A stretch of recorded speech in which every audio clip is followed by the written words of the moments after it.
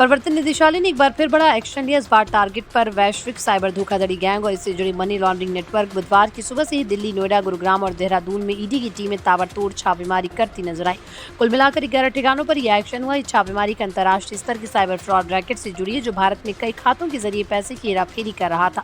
इस जांच की शुरुआत एक बड़ी साइबर फ्रॉड के बाद हुई, जहां हजारों लोगों से डिजिटल पेमेंट ऐप्स और फर्जी वेबसाइटों के जरिए ठगी की गई थी। ईडी को शक है कि इस नेटवर्क के जरिए भारत से विदेशों तक करोड़ों रुपए ट्रांसफर किए गए। जांच में सामने आया कि इन फ्रॉड गैंग्स ने नकली वेबसाइट्स बनाकर लोगों को इन्वेस्टमेंट, नौकरी और लॉटरी जैसे झांसे देकर उनसे पैसे ठग लिए और फिर उन्हें अलग अलग खातों में घुमाकर मनी लॉन्ड्रिंग की गई।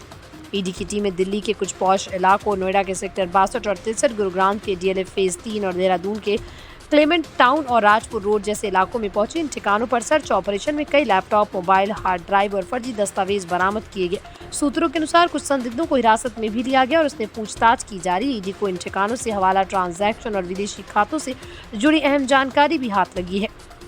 सबसे चौंकाने वाली बात यह कि साइबर फ्रॉड नेटवर्क के सिर्फ भारत में सीमित नहीं है।